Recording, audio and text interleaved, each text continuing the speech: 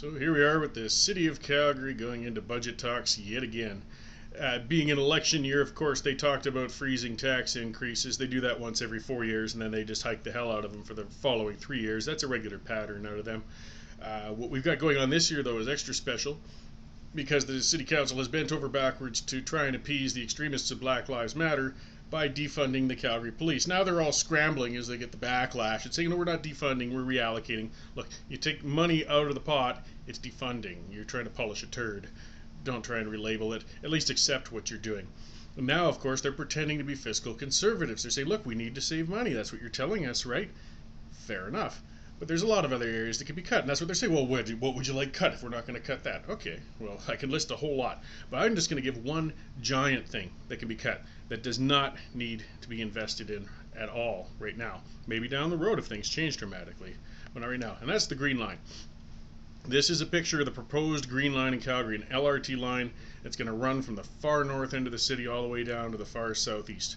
It's proposed to cost about $5.5 billion at this time. Now, the city, again, always likes to say, oh, we don't blow budgets. Yes, you do. And they blew this one terribly. But what they did, before even putting a shovel in the ground, is actually cut the scope of it in half. So the price is still $5.5 billion. So you say, hey, we're staying on budget track. Yeah, but you're only building half of the Green Line. In fact, less, because it was 46 kilometers down to 20 kilometers. When you calc out that $5.5 billion cost, it comes up, so keep that in mind, $4,135 per man, woman, and child in the city. Everybody, every member of your household is kicking in over $4,000 for this line, whether you ride it or not. It's not a great investment. There's better things we can do with our money right now, or at least you would think.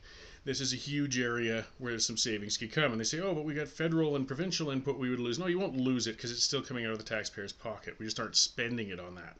And a huge chunk of city dollars. Because we don't need it. I mean, downtown is in trouble. It's 30% vacant right now and growing. I mean, a lot of companies have leases. When those leases are up, they're not coming back. Companies that have outsourced and sent people home. I mean, the left loves to talk about the new normal. We're supposed to just accept this new normal past pandemic. Okay, fine. Part of that new normal is that people don't want to cram themselves like sardines on a bus anymore because they're fear of getting infected. They don't want to be crammed onto an elevator getting up to an apartment building or an office building to work because they don't want to get infected. Even once the pandemic's passed, people are going to be a little more germphobic than they've ever been before. Downtown is not coming back, not for a long, long time. So why on earth would we sink $5.5 billion to run empty trains to service it? It's beyond sense. Plus the ongoing cost of it. This is from city plans. So they want to achieve a 50% revenue cost ratio on this thing. I mean, it costs more to put people on these buses. It's 50% subsidized or more. And as they're running empty, we're going to be paying even more to run those empty buses. And that's assuming that these clowns can come in at the $5.5 billion that they're projecting. If you look at the west leg of the LRT, now they didn't cut that in half. All they did was double the spending. It was supposed to be $700 million. It came in at $1.5 billion. They blew the budget by over 100%.